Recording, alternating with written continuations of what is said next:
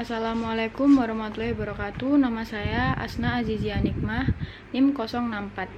Di sini saya akan mereview jurnal yang berjudul Legal Status of Foreign Flag Vessels When Their Fish Transportation Vessel Licenses Have Been Revoked by the Ministry of Marine Affairs and Fisheries, yang ditulis oleh Valentina Napitulu, diterbitkan di Indonesian Journal of International Law tahun 2007.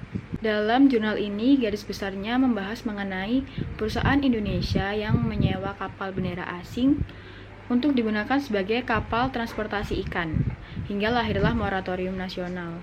Memangnya ada masalah apa sih di dalam kasus ini? Nah, dalam bagian introduction jurnal, diuraikan latar belakangnya, serta rumusan masalahnya dengan cukup baik. Dalam latar belakang dijelaskan, Indonesia memiliki wilayah laut sekitar 6.320.000 km persegi, dengan pesisir terpanjang keempat di dunia setelah Amerika Serikat, Kanada, dan Rusia. Dari hal tersebut, maka kekayaan alam yang dimiliki oleh Indonesia cukup melimpah. Tetapi karena kurangnya penegakan hukum maritim di Indonesia menyebabkan tindakan-tindakan seperti penangkapan ikan secara ilegal, kemudian tidak dilaporkan dan tidak sesuai peraturan tersebut, membuat Indonesia mengalami kerugian cukup besar, atau biasa disebut dengan IUU, Illegal, Unregulated, Unreported. Sehingga lahirlah moratorium Peraturan Menteri Nomor 56 Permen KP 2014 tentang penangguhan sementara atau moratorium izin penangkapan ikan di zona pengelolaan perikanan Republik Indonesia pada 3 November 2014.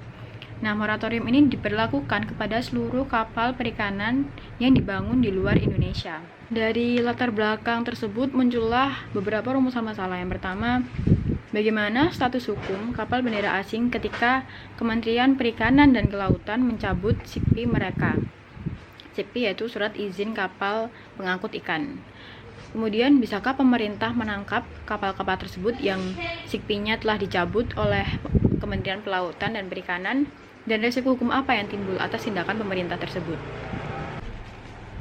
Secara garis besar, pertanyaan pada rumusan masalah yang pertama telah terjawab dengan cukup baik di bagian 2. Walaupun dalam bagian 2, paragraf pertama, kalimat terakhir dalam jurnal menuliskan according to Indonesian legislation, there is no clear answer to this legal question, yang dimana bahkan menurut Undang-Undang Indonesia tidak ada jawaban yang jelas mengenai status hukum kapal bendera asing yang SIKP-nya telah dicabut oleh Kementerian Kelautan dan Perikanan.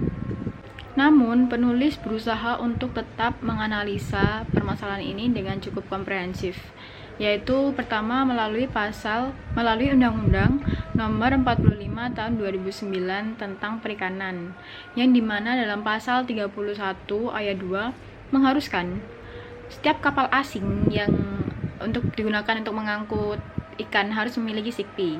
Dengan demikian, akan lebih tepat untuk mengatakan bahwa kapal-kapal tersebut bukan lagi kapal perikanan karena mereka tidak memiliki SIKP. Analisa selanjutnya yaitu di dalam pasal 219 ayat pertama Undang-Undang Nomor 17 Tahun 2007 tentang pelayaran untuk menganalisa terkait pelayaran tanpa port clearance atau surat persetujuan berlayar, jika kapal-kapal itu akan kembali ke negara mereka. Sedang dalam mengeluarkan surat persetujuan berlayar atau port clearance tadi hanya dapat dikeluarkan oleh syah bandar. Kemudian ada dua macam untuk syah bandar. Yang pertama, syah bandar yang berada di pelabuhan umum dan syah bandar yang berada di pelabuhan perikanan. Dengan menggambarkan bagaimana kronologis kapal yang awalnya berada di otoritas pelabuhan perikanan menjadi di bawah otoritas pelabuhan umum, dengan mengambil contoh kasus kapal Dave Marine, sehingga menimbulkan kesimpulan bahwa kapal yang tidak memiliki SIKP bukan lagi kapal perikanan, karena salah satu persyaratan yang harus dimiliki adalah adanya SIKP jika ingin dikeluarkan surat persetujuan berlayar untuk kapal perikanan, sedang mereka tidak punya SIKP atau sudah dicabut oleh Kementerian Kelautan dan Perikanan. Nah, dari beberapa analisa pasal tersebut dapat ditarik kesimpulan bahwa kapal yang sikpnya telah dicabut oleh Kementerian Kelautan dan Perikanan bukan lagi disebut kapal perikanan, tetapi kapal kargo. Kemudian pertanyaan selanjutnya yaitu, bisakah pemerintah menangkap kapal yang sikpnya telah dicabut oleh Kementerian Kelautan dan Perikanan? Nah, penulis mencoba menganalisa dengan pasal 222 ayat 1 Undang-Undang Nomor 17 Tahun 2008, di mana Syah Bandar Pelabuhan bisa menangkap kapal ikan hanya dengan perintah pengadilan tertulis. Alasan penangkapan adalah karena kapal tersebut terkena kasus pidana atau perdata, yaitu dalam pasal 222 ayat 2. Jadi kapal tersebut bisa ditangkap oleh Syah Bandar dengan syarat kapal tersebut terkait kasus pidana atau perdata. Selanjutnya analisa di dalam pasal 73 Unclosed mengatakan bahwa dalam kasus penangkapan atau penahanan kapal asing, negara pantai harus segera memberitahu negara bendera melalui saluran yang tepat, tindakan yang diambil, dan hukuman apapun yang ditentukan selanjutnya. Jadi tetap ada komunikasi dan sebelumnya harus menghubungi negara pantai. Kemudian kapal yang ditangkap dan awaknya harus segera dilepaskan setelah penempatan ikatan yang wajar atau keamanan lainnya. Seperti itu. Dengan mengambil contoh kasus kapal Dafeng Mariner serta surat yang diterbitkan oleh Direktorat Jenderal Pengawasan Urusan Kelautan dan Perikanan, maka meskipun sikpi mereka dicabut atau tidak diperpanjang karena beberapa pelanggaran, masih diizinkan untuk berlayar kembali ke negara mereka. Kemudian, apabila pemerintah Indonesia menangkap kapal yang sikpinya telah dicabut oleh Kementerian Kelautan dan Perikanan, apa resiko hukum yang mungkin timbul? Pertanyaan ini telah terjawab, yaitu gugatan perdata dapat diajukan terhadap pemilik pelabuhan dan Menteri Perhubungan, dan gugatan administratif dapat diajukan terhadap Menteri Perhubungan dan Kepala Pelabuhan di Pelabuhan Umum. Jadi pada dasarnya seluruh pertanyaan-pertanyaan di dalam jurnal atau rumusan masalah yang ada di dalam jurnal ini telah terjawab. Kemudian apa kekurangan dari jurnal ini? Yang pertama yaitu penulis kurang sistematis menjelaskan perbedaan sikpi dan CP dalam poin A. Walaupun telah dijelaskan di dalam jurnal, seharusnya penjelasan mengenai CP dan sikpi ini tadi ditaruh di dalam bagian 2 atau pada pembahasan rumusan masalah yang pertama. Selanjutnya, dalam kesimpulan, penulis mengatakan bahwa status hukum kapal bendera asing ketika lisensi sikpi mereka telah dicabut menjadi kapal kargo. Sedang ada banyak macam kapal kargo, salah satunya yaitu kapal kargo yang bermuatan ikan beku. Hal tersebut menjadi rawan terjadinya IUU kembali karena bisa jadi itu menjadi modus baru terhadap tindakan penangkapan ikan secara ilegal.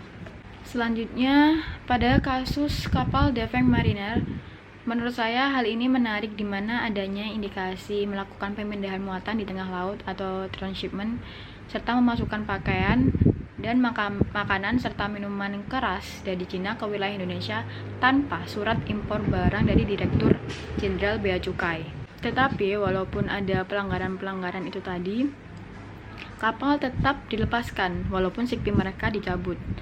Menurut saya seharusnya pemerintah Indonesia lebih tegas lagi dalam kasus ini tanpa mengacuhkan keseluruhan hukum yang berlaku, karena pasti ada dampak nantinya yang dirasakan oleh Indonesia ketika perilaku ini diambil oleh pemerintah Indonesia. Saya rasa di dalam jurnal ini saya menemukan blunder di mana penulis mengambil data dari pakar oceanografi IPB Alan Koropitan yang berpendapat bahwa beberapa kebijakan yang diambil oleh Kementerian Kelautan dan Perikanan memiliki dampak buruk terhadap ekonomi karena hampir semua kapal perikanan yang besar dari asing, dari luar, seperti itu. Sedang menurut Wakil Presiden kala itu mengatakan bahwa sejumlah industri kelautan memiliki masalah besar karena kurangnya pasokan ikan, pengelolaan ikan telah berkurang secara drastis. Berarti kan hal ini ada kontradiksi gitu. Yang awalnya tidak sepakat dengan peraturan Kementerian Kelautan dan Perikanan, kemudian justru ditambah dengan data pernyataan dari Wakil Presiden yang adanya penipisan sumber daya laut. Jadi menurut saya ini cukup menarik. Sekian, mohon maaf apabila ada salah kata. Wassalamualaikum warahmatullahi wabarakatuh.